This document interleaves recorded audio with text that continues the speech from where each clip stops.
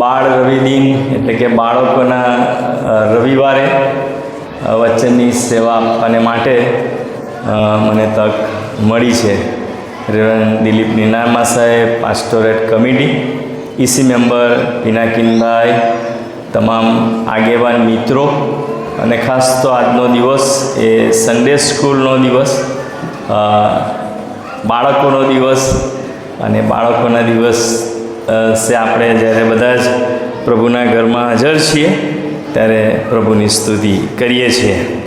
પ્રભુના વચનમાંથી કેટલીક વાતો આપની સમક્ષ રજૂ કરવાનો હું પ્રયત્ન કરીશ. સાથે મળીને શીખીશું, જાણીશું કે પ્રભુનું વચન એ બાળકોને માટે અને બાળકોના માતા પિતાને માટે અને આપણા બધાને માટે કેટલું ઉત્તમ છે, અદ્ભુત છે, કે જે મારા બાળકને જે શીખવવું જોઈએ અને એને એ જે માર્ગ ઉપર ચલાવવો જોઈએ એ આજે બાઇબલ મને શું શીખવે છે એ તરફ દ્રષ્ટિ કરવા માંગીએ છીએ. પ્રભુના વચનો જ્યારે પણ આપણે વાંચીએ છીએ ત્યારે એ વચનો હંમેશા આપણને બહુ મોટું ઉત્તેજન આપે છે. વચનો બોલે છે, વાત કરે છે, આપણને તૈયાર કરે છે, આપણને ઊભા રાખે છે. એને માટે પણ પ્રભુનો આભાર માનીએ છીએ. થોડા મહિના પહેલાં અહીંયા સતત 3 કે 4 સંદેશ આપવાની તક મને મળી હતી અને એ સમય પણ બહુ આશીર્વાદિત રહ્યો હતો. આજે આવવાનો હેતુ તો મેં તમને કહી દીધો. લાખ રૂપિયા જ આપો એવું કહેતો નથી. તમે જે કંઈ આપો અમને સ્વીકાર્ય છે. સ્વેચ્છાએ તમે CNI એલિઝબેથ મંડળીને મદદરૂપ બની શકો છો. પ્રાર્થના કરીએ.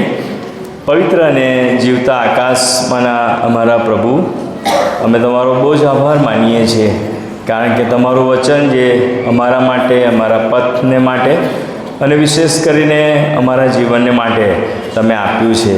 આ વચનો સમજવા તમે અમને સહાય કરો. તમે બોલો અને અમે સાંભળીએ એવી અમારી પ્રાર્થના પ્રભુ ઈસુના નામથી માગીએ છીએ. સાંભળો, માન્ય કરો. આમેન. નીતિવચન તેનો 3જો અધ્યાય અને તેની પહેલી કલમ એ આપણું સુવાક્ય જેને કહી શકાય, આધાર વાક્ય જેને કહી શકાય, બેઝિક જેને કહી શકાય, એના પરનો પાયો જેને કહી શકાય, એ બાળ રવિ દિન અને સપ્તાહ દરમિયાન કે જે કંઈ શિક્ષણ પ્રાપ્ત થયું છે એ મુખ્ય કલમ આપવામાં આવેલી છે. આજે હું નીતિવચનનું પુસ્તક તેનો 22મો અધ્યાય તેની 6ઠ્ઠી કલમ જે છે એના ઉપર થોડો સમય આપણે વિચારીશું. નીતિવચન 3 અને 1 એ પણ બહુ સુંદર છે, કારણ કે નીતિવચનનું જે પુસ્તક છે એ નીતિવચનના પુસ્તકની અંદર બાળકોને માટે અને મોટેરાઓને માટે, બાળકોના જીવનને માટે અને મોટેરાઓના જીવનને માટે, બાળકોના કેરિયરને માટે અને મોટેરા તરીકે મારા અને તમારા માટે એટલું બધું શિક્ષણ આપવામાં આવ્યું છે.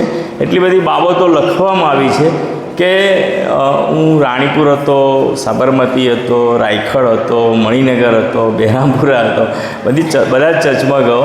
ત્યાં વારંવાર એક વાત કહેતો રહ્યો છું કે તમે સવારે ઉઠો કે સાંજે નીતિવચનનો 1 અધ્યાય વાંચો, કારણ કે 31 અધ્યાય છે એટલે તમારે મહિનાની અંદર આખું પુસ્તક પૂરું થાય.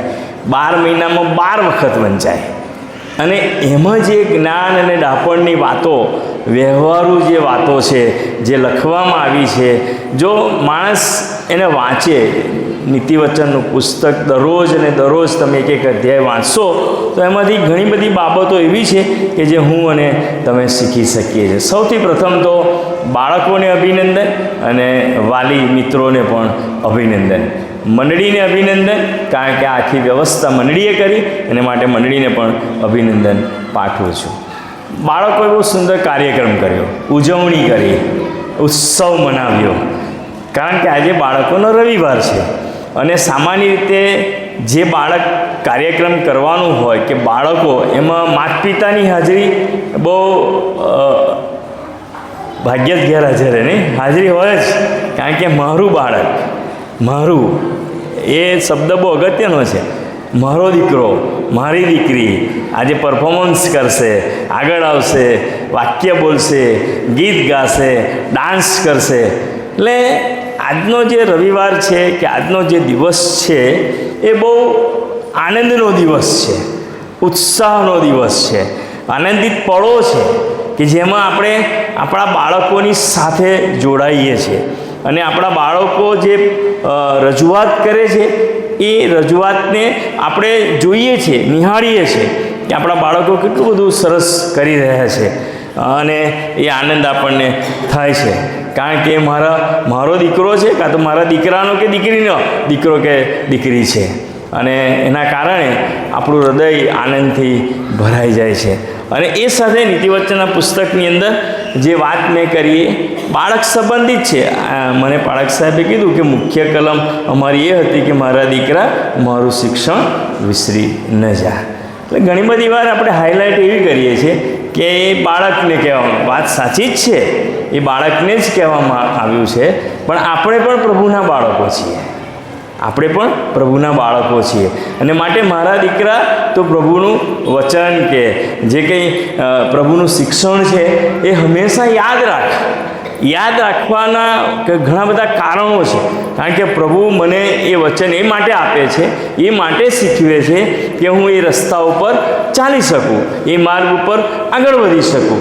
ઘણી બધી વાત હું તમને કહી શકું એમ છું, પરંતુ પુનર્નિયમના પુસ્તકમાંથી પણ વાંચવામાં આવ્યું, માથીની સુવાર્તામાંથી પણ વાંચવામાં આવ્યું અને એ બધી જ જગ્યાએ જે તરી આવતી અથવા ઉભરી આવતા વચનો જે છે એ બાળકો સંબંધી છે અને એ બાળકોના જીવનની અંદર માતા પિતા તરીકે મારે અને તમારે અને શિક્ષક મિત્રોને જે જવાબદારી સોંપવામાં આવે છે તેઓએ કેવી રીતે ભાગ ભજવવો જોઈએ અથવા એ બાળકોને એ ઊંચાઈએ કેવી રીતે લઈ જવા જોઈએ એ શિક્ષણ ત્યાં આપવામાં આવેલું છે. અને તેથી નીતિવચનનું પુસ્તક 22મો અધ્યાય અને તેની 6ઠી કલમ ત્યાં લખ્યું છે કે બાળકે જે માર્ગમાં ચાલવું જોઈએ પછી તેમાં ચાલવાનું તેને શિક્ષણ આપ.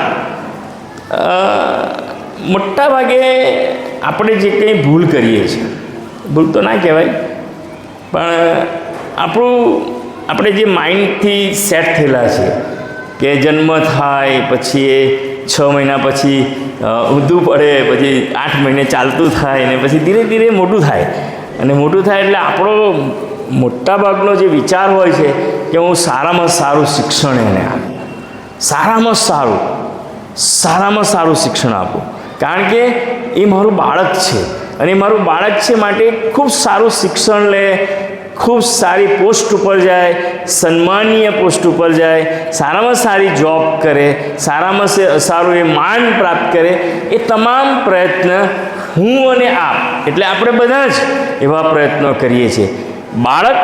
બાળકનો ઉછેર, બાળકના ઉછેરની પાછળની જવાબદારી અને ઉછેરના પાછળની જવાબદારીની સાથે એને આપવાનું શિક્ષણ. અને કોઈ માતા પિતા એવું ઈચ્છતા નથી કે બાળકને સારું શિક્ષણ મળે નહીં, કારણ કે એક સામાન્ય ગરીબ કુટુંબ હોય તો પણ એ ઈચ્છે છે, પણ એમની પાસે પૈસા ના હોય. ઘણી બધી વખત એવું બનતું હોય છે, પણ અત્યારે તો સરકારી સ્કૂલો છે અને ઘણી બધી બાબતો છે કે જ્યાં આપણે આપણા બાળકને મોકલી શકીએ છીએ. એક જ વિચાર છે, બાળક અને બાળકમાં કેવી રીતે સારું સિંચન થઈ શકે, કેવી રીતે સારું શિક્ષણ મળી શકે, એ બધા જ પ્રયત્નો આપણે કરીએ છીએ. પણ આજે સવારે કેટલીક બાબતો તરફ આપ સર્વનું ધ્યાન ખેંચવા માગું છું.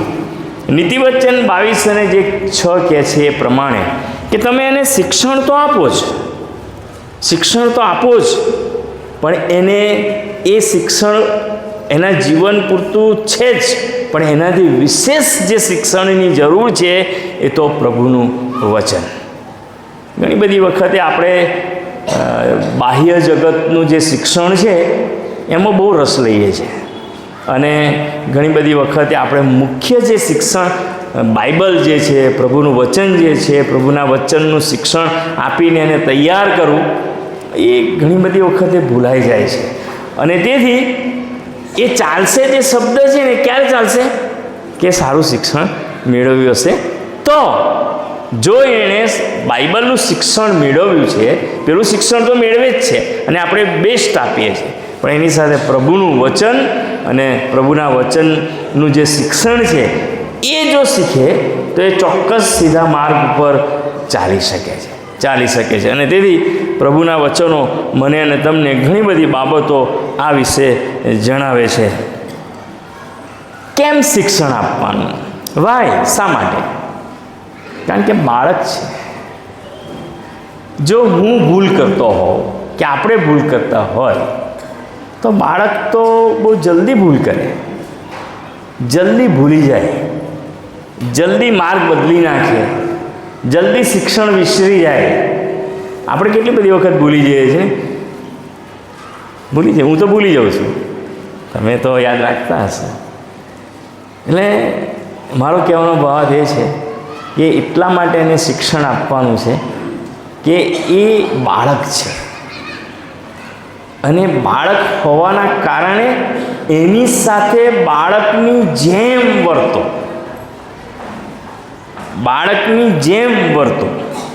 બાળકનો જે સ્વભાવ છે એ બાળકના સ્વભાવ પ્રમાણે એની સાથે ચાલો. બાળકની નીડ જે છે એને સમજીને એ બાળક સાથે તમે વ્યવહાર કરો. એ બાળક જેને કશી જ ખબર નથી, આપણને એવું લાગે છે કે બાળક બહુ સમજે છે. ના, જે સમજવાનું છે એ નથી સમજતું, અને જે નથી સમજવાનું એ કારણ કે મોબાઈલ છે. અને તેથી નીતિવચન 22 અને 6 આપણે યાદ જ રાખીશું આજે કે બાળકે જે માર્ગમાં ચાલવું જોઈએ તેમાં ચાલવાનું તેને શિક્ષણ આપ.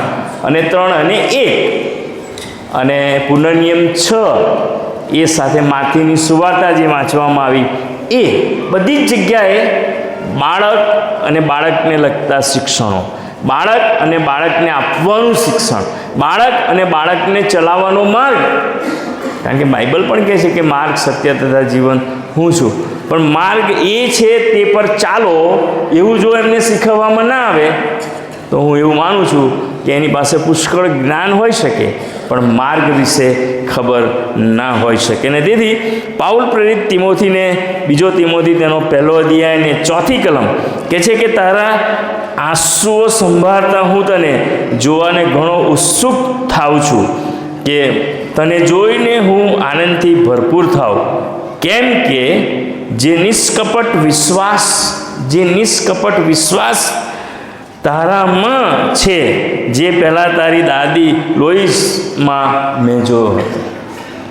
પાઉલ પ્રેરિત બહુ સુંદર સાક્ષી તિમોથીના જીવન વિશે આપે છે. તિમોથીના જીવન વિશે બહુ સરસ રીતે કહે છે કે તે તારા આંસુની વાત અને તારા વિશ્વાસની વાત કે જે મેં જોયું અને એથી તને મળવાને માટે હું ઉત્સુક છું. આપણા વડવાઓની વાત હું વારંવાર એક શબ્દ હંમેશા યાદ રાખું છું, વડવાઓ. જો મને કોઈ આંગળી પકડીને સન્ડે સ્કૂલમાં લઈ ગયું ના હોત તો હું આજે ના હોત. એનો અર્થ એવો થયો કે એ જે વિશ્વાસ આપણામાં રેડવામાં આવ્યો, મૂકવામાં આવ્યો, એ ચીંધવામાં આવેલો માર્ગ જો મને ના મળ્યો હોય, જો આપણને ના મળ્યો હોય તો આપણે વિચારીએ ક્યાં હોય. અને તેથી પાઉલ પ્રેરિત તિમોથીને પત્ર લખતા કહે છે એ તારા આંસુની વાત અને તારો જે વિશ્વાસ છે કે જે તારી દાદીમાં હતો એ વિશ્વાસ વિશે જ્યારે કે છે હું વિચારું છું ત્યારે તને મળવાને માટે હું ઉત્સુક છું, બહુ આનંદિત છું. મારી ઈચ્છા છે કે હું તને મળું.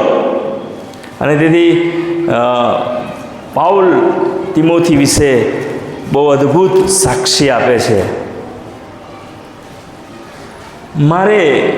આપણે એ વિચારવાની પણ જરૂર છે કે મારે મારા બાળકને, મારા દીકરા કે દીકરીને કે મારા દીકરાના દીકરા કે દીકરીને કયા માર્ગ ઉપર ચલાવવો જોઈએ.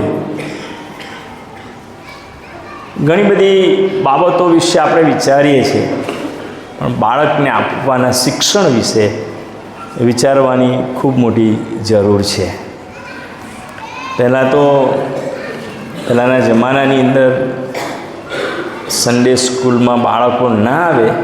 રૂથબેન અમારા ત્યાં હતા, રેવરેન્ડ કર્નેલસ સાહેબ હતા, અને રૂથબેન લાંબા. અમે જો ના જઈએ ને તો સોમવારે એમને માર પડતો હતો.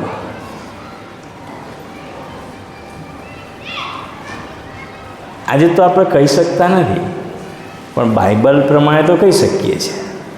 બાઇબલમાંથી તો શિક્ષણ આપી શકીએ છીએ, એને શીખવી શકીએ છીએ.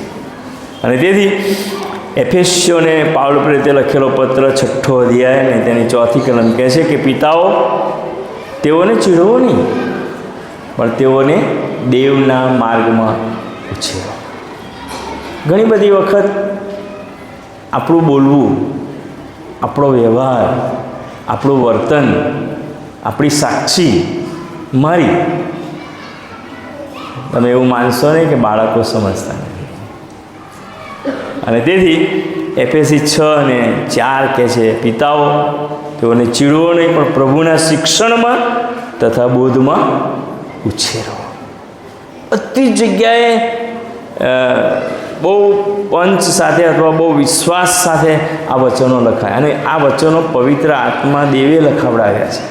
મેં કે તમે નહીં લખ્યા, કોઈ માણસે નથી લખ્યા.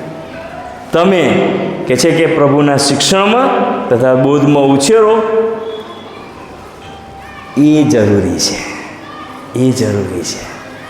મારો દીકરો આઈએએસ કે આઈપીએસ બને મને ગમે, પણ મારો દીકરો આઈએએસ ને આઈપીએસ બને એની સાથે પ્રભુનો સેવક પણ બને, એને ઈશ્વરનું જ્ઞાન પણ મળે, એ ખૂબ જરૂરી છે. અને તેથી જગતની અંદર જે કંઈ છે, પણ જગતની અંદર જે કંઈ છે એનાથી વિશેષ પવિત્ર શાસ્ત્ર બાઇબલ આપણને શીખવે છે. અને તેથી બહુ જ લાંબી વાત નહીં કહેતા, મેં કીધું એ પ્રમાણે કે ઇસ્રાયેલ લોકોને પુનર્નિર્માણના 6 અધ્યાયમાં બહુ સરસ સૂચનાઓ આપી, બહુ મોટી આજ્ઞાઓ આપી, બહુ મોટું સૂચન કરવામાં આવ્યું કે બાળકે કયા માર્ગે ચાલવું જોઈએ અને કેવી રીતે શિક્ષણ આપવું જોઈએ ને કેવી રીતે આગળ વધી શકે. બહુ લાંબી વાત કહેતો નથી, તમે બધા સમજો છો. અને તેથી ગીતશાસ્ત્ર તેનું 78 નંબરનું ગીત અને તેની 3મી કલમથી 5મી કલમ જો તમે ઘરે જઈને વાંચશો તો ત્યાં લખ્યું છે, તે આપણે સાંભળી તથા જાણી છે, જે આપણા પૂર્વજોએ આપણને કહી છે. આજે હું અહીંયાથી એટલા માટે કહી શકું છું કે મને મારા દાદીએ શિક્ષણ આપ્યું, મારા માતા પિતાએ શિક્ષણ આપ્યું, અને એ મેં સાંભળ્યું છે, મેં જાણ્યું છે, અને માટે હવે હું મારા બાળકને પણ એ શીખવું, અને મારું બાળક પણ એના બાળકને શીખવે. એમને એમ પાસ થતું નથી, એ આપણે શીખવવું પડે છે, શીખવવું પડે છે. અને તેથી જે આપણે સાંભળી તથા જાણી છે, જે આપણા પૂર્વજોએ આપણને કહી છે, યહોવાના સ્તોત્ર તેમનું સામર્થ્યની વાત છે. અને ત્યાર પછી લખ્યું, તેણે કરેલા આશ્ચર્યકારક કામો આવતી પેઢીને જાહેર કરો. ઈશ્વરે જે અજાયબ અને અદ્ભુત આશ્ચર્યકારક કામો મારા માટે, તમારા માટે, આપણા માટે, આપણા પરિવારને માટે, મંડળીને માટે, સમાજને માટે અને આપણા ઉછેરની પાછળ અને આપણા જીવનોમાં જે આશ્ચર્યકારક કામો ઈશ્વરે કર્યા છે એને ભૂલી ના જઈએ, એને યાદ રાખીએ, આપણી પેઢીને કહીએ, એ એની પેઢીને કહે, અને એમ આપણે પ્રભુનું જે શિક્ષણ છે એ એમને આપતા રહીએ. 2 તિમોથી તેનો 1 અધ્યાય અને 13મી કલમ, જે સત્ય વચનો તે મારી પાસેથી સાંભળ્યા તેનું ખરું સ્વરૂપ ખ્રિસ્ત ઈસુ પરના વિશ્વાસ તથા પ્રેમમાં પકડી રાખ. પાઉલ પ્રેરિત બહુ ગજબની વાતો લખે છે કે 2 તિમોથી 1 અને 13, જે સત્ય વચનો, આ વચનો ઠાલા નથી, આ વચનો કાળા અક્ષરો નથી, આ વચનો કોઈક રીતે લખાઈ ગયા એવું નથી. આ વચનોની અંદર પરાક્રમ છે, આ વચનોની અંદર સામર્થ્ય છે, આ વચનોની અંદર ઈશ્વરની આશીષ છે. આ વચનો એ મને અને તમને ઊભા રહેવાની તાકાત આપે છે. આ વચનો એ મને માર્ગ અને સત્યનું ભાન કરાવે છે. અને તેથી તિમોથી કહે છે, 1 તિમોથી 1:13, જે સત્ય વચનો તે મારી પાસેથી સાંભળ્યા. વારંવાર આ વાત આવે છે. તમે જે શીખ્યા છો, તમે જે સાંભળ્યું છે, તમે જે પામ્યા છો, એ તમે શીખો, એ તમે શીખો. અને ત્યાર પછી લખ્યું છે, આશ્ચર્યકારક કામો આવતી પેઢીને જાહેર કરીને તેઓના દીકરાઓથી આપણે સંતાડીશું નહીં. ક્યાં હતા પ્રભુ? આજે ક્યાં લઈ આવ્યા? એમને કહીએ. બહુ બધા લોકો વેસ્પા કે બજાજ કે એનાથી નાની મોપેડ પોતાના ઘરે વેચતા નથી, રહેવા દે. પછી એનો છોકરો મોટો થાય એટલે કે જો બેટા, આ સાયકલથી મેં શરૂઆત કરી છે. હું જે કહેવાની વાત, જે સમજાવવા માગું છું, અહીંયાથી પ્રભુ મને અહીંયા લઈ આવ્યા છે. હું આજે અહીં છું એ રીતે નથી. હું અહીંયા હતો અને ઈશ્વરે મારા જીવનમાં અદ્ભુત ને આશ્ચર્યકારક કામો કર્યા છે. આ વાત જો હું નહીં કહું તો મારો દીકરો કદી સમજવાનો નથી, મારી દીકરી કદી સમજવાની નથી. કારણ કે એમને તો એવું છે કે 5 રૂમવાળું ઘર, ગાલીચાવાળા રૂમો, સુંદર ડેકોરેશનવાળું મકાન, એમની આંખો એ જ જુએ છે, એ જ જુએ છે. અને તેથી એમને આપણે શિક્ષણ આપવાની જરૂર છે કે પ્રભુએ અમારો હાથ પકડીને ક્યાંથી આ જગ્યાએ લઈ આવ્યા છે. અને અમારી એ ઈચ્છા છે કે તમે પણ પ્રભુમાં એ આશીર્વાદ પ્રાપ્ત કરો. ભલા ભાઈઓ અને બહેનો, નીતિવચન 31 ને 28 કહે છે, તેના છોકરા ઉઠીને તેને ધન્યવાદ દે છે. ક્યારે ધન્યવાદ દે? કે જ્યારે આપણે એને એ શિક્ષણ આપીએ. એક નાની વાત કહીશ. જેકોબ ગેબોર જેકોસ્લોવાકિયામાં જે સામ્યવાદી આખી વ્યવસ્થા હતી, અને એ સામ્યવાદી વ્યવસ્થાની અંદર આજે જેકોબની મેં વાત કરી, એવા વિસ્તારમાં એ ઉછર્યો હતો. અને એના પિતા એ સામ્યવાદી જે આખી વ્યવસ્થા હતી એનું શિક્ષણ આપનાર વ્યક્તિ હતા. અને તેથી એ તો સામ્યવાદી વ્યવસ્થાની અંદર જોડાયેલા અને શિક્ષણ આપતા હતા. અને તેથી જે આ જે ધર્મ છે એ તો કે છે, એના વિશે એમણે એવું કીધું કે આ ધર્મને તે એક નબળાઈ માનતા હતા. બહુ બધા લોકો ખ્રિસ્તી ધર્મને કદાચ નબળાઈ માને, કારણ કે એક ગાલ પર તમાચો મારે તો બીજો ગાલ ધરવાની વાત આવે, નમ્રતાની વાત, નમ્રતાની વાત. અને તેથી કહે છે કે એ નબળાઈ માનતા હતા. અને એ સમયે આ જેકોબની મા જે છે એ બહુ ધાર્મિક હતી.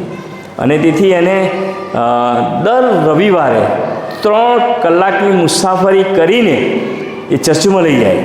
પછી કોઈ રેસ્ટોરાંમાં જાય, બેસે, જમે, અને પછી બીજી 2 કલાકની ભક્તિ સભામાં જાય. અને પછી એ ભક્તિ સભા પૂરી થાય અને 3 કલાક પછી એ મુસાફરી કરીને ઘરે પાછા આવે. પ્રભુએ અદ્ભુત કામ કર્યું અને એ પોતે મિશનરી બન્યા. અને જ્યારે કહે છે કે યાદ કરતા હતા કે આવી પરિસ્થિતિની અંદર જો મારી મા અમને પ્રભુના ઘર સુધી લઈ ગઈ ના હોય, અથવા તો એ પ્રભુનું શિક્ષણ જો અમને મળ્યું ના હોય. અને તેથી એ સાક્ષી આપતા કે જે મુસાફરી કરે ને ત્યાર પછી પોતે મિશનરી બન્યા. અને એ ચર્ચમાં જ્યારે જાય ત્યારે કે છે એની આંખ ભીની થઈ જતી હતી. અને એ પ્રભુનો આભાર અને પોતાની માનો આભાર માનતા હતા કે અમને સાચા માર્ગ ઉપર શિક્ષણ આપવામાં આવ્યું. છેલ્લી અને બીજી વાત કહીને હું બેસી જઈશ. જે શિક્ષણની આપણા બાળકોને જરૂર છે, અથવા જે શિક્ષણ મારે ને તમારે આપણા બાળકોને આપવું જોઈએ, એ આપવું જ જોઈએ. અને તે ત્યાં લખ્યું છે, આ શિક્ષણ જ્યારે તેમને મળે છે ત્યારે તેઓ વૃદ્ધ થાય છે ત્યારે પણ તેમાંથી તે ખસતા નથી. આજે આપણી અગાઉ 90 વર્ષ 92 વર્ષ આજે પેલો આભાર પત્ર મેં સાંભળ્યો, ટકી રહ્યા, 90 વર્ષ ટકી રહ્યા. 92 વર્ષ ટકી રહ્યા, 100 વર્ષ ટકી રહ્યા. 100 વર્ષ પહેલાંની મંડળીની તમે વિચાર કરો, આવું કશું નહોતું. પગદંડીથી ચાલીને લોકો જતા હતા. કોઈ સગવડો નથી, કોઈ સગવડો નથી. પણ એમને શિક્ષણ આપવામાં, એ શિક્ષણને કારણે 90 વર્ષ, 100 વર્ષ, 95 વર્ષ, 85 વર્ષ, 80 વર્ષ જીવ્યા. એમણે એ વિશ્વાસ રાખ્યો, એ વિશ્વાસમાં ટકી રહ્યા. આજે આ નાના બાળકોને, નાના છે ત્યારથી જ જો એમને શિક્ષણ આપવામાં આવશે તો એ પેઢી અને એમની પેઢી પણ ખૂબ આશીર્વાદિત થશે. અને તેથી આ વચન સંબંધી બહુ ગજબની વાતો લખવામાં આવી છે. બહુ બધું કહી શકાય પણ સમય નથી. કેમ ઉછેર કરવાનો? કારણ કે એ શિક્ષણ એના જીવનનો મુખ્ય પાયો બને છે, પાયો બને છે. આ મકાન પાયા વગર ઊભો રહી શકે નહીં. કોઈ પણ મકાન, કોઈ પણ બિલ્ડિંગ, એનો પાયો મજબૂત તો મકાન મજબૂત ને. પ્રભુનું શિક્ષણ જો આપણા બાળકોને મળશે અને આપીશું, એમનો જે પાયો છે એટલો મજબૂત થશે તો એ વૃદ્ધ થાય ત્યાં સુધી એ વિશ્વાસમાં ટકી રહેશે. અને તેથી બાળ સમુએલની વાત આપણે બધા જ જાણીએ છીએ. નાનો હતો ત્યારથી જ મંદિરમાં એને સેવા કરવાની તક મળી, પ્રભુએ કોલ આપ્યો એ શિક્ષણમાં વૃદ્ધ થવો ત્યાં સુધી. અને તેથી ઘણા બધા દાખલા આપી શકાય. 2 તિમોથી 3 અધ્યાય અને 14 અને 15માં લખ્યું છે, પણ જે વાતોનો તું શીખ્યો ને જેના વિશે તને ખાતરી થઈ છે કે તેઓને વળગી રહે, કેમ કે તું કોની પાસે શીખ્યો એ તને માલુમ છે. એને જે શીખે છે એને વળગી રહેવાનું છે, પકડી રાખવાનું છે. મેં કન્નેલસ સાહેબની વાત કરી, ઘણા બધા પાળક સાહેબો અમારા ગામમાં આવ્યા. હું 21 વર્ષે પાસ્ટોરેટ કમિટીમાં યુથ પ્રતિનિધિ તરીકે જોડાયો અને આજે અહીં ઊભો છું. લાંબા વર્ષોની એ પાસ્ટોરેટની સેવાઓ અને ત્યાર પછી મિશનરીમાં સેવા આપી અને ત્યાર પછી પાળક બનવા ગયા, પાળક થયા, જુદી જુદી મંડળીમાં સેવા આપી. જે શીખ્યા છો તમે કોની પાસેથી શીખ્યા? પ્રભુના વચનમાંથી શીખ્યા. અને એ વચન મને આજે પણ ઘણા બધા અધ્યાય હું બોલું છું, ફ્રી બોલું છું. હું ઈચ્છું છું કે ગીતશાસ્ત્રમાં છે, નીતિવચનમાં છે, ઘણા બધા અધ્યાય એવા છે કે જે આજે બી મોડે કરી શકાય. અને એ શિક્ષણ જો મારા જીવનની અંદર ને મારા વિશ્વાસમાં હશે તો હું વૃદ્ધ થઈશ, મારા પછીની જે પેઢી ને પછીની પેઢી જે છે એને માટે હું આશીષનું કારણ બનીશ. કેમ કે તું કોની પાસે શીખ્યો એ તને માલુમ છે, બાળપણથી જ પવિત્ર શાસ્ત્ર જાણે છે, એવું ત્યાં લખ્યું છે. તું બાળપણથી જ પવિત્ર શાસ્ત્ર જાણે છે. અને આપણા બાળકો એ શિક્ષણ મેળવે એ ખૂબ જરૂરી છે. 1 તિમોથી 4 અને 6 કહે છે કે આ વાતો તરફ ભાઈઓનું ધ્યાન ખેંચવાને તું ખ્રિસ્ત ઈસુનો સારો સેવક થઈશ. પિનાકીનભાઈને વારંવાર એમના પપ્પાને હું યાદ દેવડાવું છું જ્યારે મળીએ ત્યારે, કેમ કે એ સાક્ષી છે. ઈસાક સાહેબની વાત ઘણીવાર મેં કરી. રેવરન્ડ હાલેલુયા સાહેબ અહીંયા હતા ત્યારે હું પ્રેક્ટિકલમાં અહીં આવેલો. રેવરન્ડ એનએસ ડિંડોર સાહેબ ઝાલોદ હતા ત્યારે હું ત્યાં હતો. આ વિસ્તાર સાથે ખબર નહીં પહેલેથી ઘણો બધો સંબંધ બંધાયેલો છે અને આવવાની તક મળે છે. મારો જે કહેવાનો ભાવ એ છે કે જે વચન છે ને એ બહુ ચોક્કસ મને ને તમને તૈયાર કરે છે. અને તેથી આજે સવારે પ્રભુ એના વચન દ્વારા, એના વચનમાંથી તિમોથીને પાઉલ કહે છે ચાલતો આવ્યો છે, એનો કન્ટિન્યુઅસ પાસ્ટ ટેન્સની વાત નથી, પણ કન્ટિન્યુઅસ ચાલતો આવ્યો છે, તું ચાલ્યા જ કરે છે. અને તેથી એ વચનો હું પાડું, મારો દીકરો પાડે અને એનું પરિવાર પણ પાડે અને એ બીજી પેઢીને પણ શીખવે. અને તેથી પાઉલ તિમોથીને જણાવે છે કે તું ચાલતો આવ્યો છે અને એ જ વિશ્વાસ, એ જ શિક્ષણ મેં તારામાં જોવું છે. અને આજે હું ને તમે વાંચીએ છીએ ત્યારે મને ને તમને પણ એ પડકાર આપે છે. 5 વર્ષની એક નાની દીકરીની વાત કહીને પૂરું કરવા માગું છું. 5 વર્ષની એક નાની દીકરી એના દાદાના ખોળામાં આવીને બેસી ગઈ. આ જે નાની દીકરી છે તેનું નામ બ્રી અને તેના દાદાનું નામ બેન્ડિના. એટલે આ નાની દીકરી એ એના દાદાના ખોળામાં આવીને બેસી ગઈ. ને પછી એ નાની દીકરીએ એના દાદાને એવું કહ્યું કે દાદા, તમે મને જે કીધેલું એ મને યાદ છે. આ 5 વર્ષની દીકરી એના દાદાને એવું કહે છે કે તમે મને જે કહ્યું હતું એ મને યાદ છે. પછી એ આખી બહુ મોટી સ્ટોરી છે. અને આ સાંભળીને સ્વાભાવિક છે કે હું જો દાદા હોઉં તો મને પણ ખુશી થાય કે દીકરીનો કે દીકરાનું બાળક મને આવીને કહે છે. અને તેથી કહે છે જ્યારે આ વાત એણે એના દાદાને કહીને એમણે સાંભળી ત્યારે ડીકના હૃદયને બહુ આનંદ થયો, બહુ જ આનંદ થયો કે આ મારી પૌત્રી મને કહે છે કે તમે કીધેલી વાત મને યાદ છે. કે જે બહુ આનંદિત થયા, બહુ ઉત્સાહી થઈ ગયા. અને એ કઈ રીતે તેણે પોતાના પૌત્રો અને પૌત્રીઓને જે શીખવાડેલું. ઘણી બધી વખતે આપણે શું કરીએ છીએ, બેસી જા, અહીંથી ઊભો ના થઈશ, અહીંથી ઊભી ના થઈ. ના, કોઈ દિવસ ટોર્ચર ના કરો, કોઈ દિવસ દબાણ ના કરો. એમને ખૂબ પ્રેમથી સમજાવો, પ્રેમથી શિક્ષણ આપો.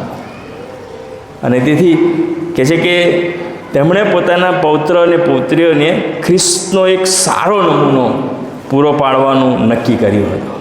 આ દાદા છે એમણે એમના મનમાં નક્કી કરેલું કે હું મારા બાળકોને ખૂબ સારો નમૂનો આપું, ખૂબ સારું શિક્ષણ આપું. અને તેથી કહે છે કે ખ્રિસ્તનો એક સારો નમૂનો પૂરો પાડવાનું નક્કી કર્યું હતું. પણ એમણે કદી ઉપદેશ આપ્યો નહોતો, કદી દબાણ કર્યું નહોતું. કોઈ દિવસ કે છે આ બીક છે એમણે કદી દબાણ કર્યું નહીં, કોઈ દિવસ ઉપદેશ આપ્યો નહીં. પણ કે છે કે એમની પાછળ પણ પડી ગયા નહીં, પણ એમને નાની નાની વાતો કીધી. મને આજે યાદ છે કે રાત્રે દાદા દાદી સાથે સૂઈ ગયા હોય તો એ આપણને આમ હાથ બડા એ કરે ને, ઇબ્રાહીમની વાત કે, ઈશાકની વાત કે, દાઉદની વાત કે. અને એ વાતો આજે મારા મનમાં છે. એટલે નાની નાની જે વાતો હતી એ આ પૌત્ર અને પૌત્રીઓ એમણે યાદ રાખી. અને પછી કહે છે એક દિવસે વચન મોડે કરતી હતી આ દીકરી, અને એના દાદા જોઈ રહેલા કે આ દીકરી શું મોડે કરે છે. અને તો કલમ હતી યહાન 3:16. કેમ કે દેવે જગત પર એટલી બધી પ્રીતિ કરી. એટલે એના દાદાએ એને કીધું, બેટા આ તો બહુ સરસ વાત છે, તું ત્યાં તારું નામ લખ, બ્રી નામ લખ. કેમ કે દેવે બ્રી ઉપર એટલો બધો પ્રેમ કર્યો કે તેણે પોતાનો એકાકી જનિત દીકરો આપ્યો. અને એ સમયે એના દાદાએ આખી વાત બહુ નોર્મલ રીતે કે ઈશ્વર કેટલો બધો પ્રેમ તને કરે છે, ઈશ્વર તને ખૂબ પ્રેમ કરે છે. અને દીકરીના મનમાં એ વાત ઉતરી ગઈ. આજે સવારે વાલા ભાઈઓ અને બહેનો, શું હું મારા દીકરા કે દીકરી કે દીકરાના દીકરાને કે દીકરીના દીકરા પ્રભુનું જે વચન છે એ કેવી રીતે શીખવું? કદી ટોર્ચરિંગ ના કરશું, કદી દબાણ ના કરશું. એમને નાના નાના વાક્ય, બહુ સરસ બાળકો, દેવ પ્રેમ છે, દેવ પ્રીતિ છે, જગતનું અજવાળું છે. પછી એને સમજાવો કે અજવાળું કેવી રીતે મળે છે, એ પ્રેમ કોણ છે. શું આજે સવારે આપણે આ ભક્તિ સભામાં છીએ ત્યારે આપણે વિશ્વાસ કરીએ છીએ? કેમ કે દેવે મારા પર એટલો બધો પ્રેમ કર્યો કે તેમણે પોતાનો એકાકી જનિત દીકરો આપી દીધો. Do you believe? યસ યા નો? યસ. આપણે એ વિશ્વાસ કરીએ છીએ. પ્રભુ આ વિશ્વાસનો બદલો એના વચનમાંથી અને એની આશીષમાં આપણને પૂરો પાડે. નીતિવચન 22 અને 6 યાદ રાખીએ કે બાળકે જે માર્ગ પર ચાલવું જોઈએ એ વિશેનું શિક્ષણ આપણે આપણા બાળકને આપીએ કે જેથી તે વૃદ્ધ થાય તો પણ તે તેમાં ઊભું રહી શકે, ટકી શકે, ખસે નહીં, એવો પિલ્લર એમને બનાવીએ. આ વચનો સમજવા પ્રભુ આપણને સહાય કરે. પ્રાર્થનામાં જોડાય. બાળક સાહેબ પ્રાર્થના કરાવશે.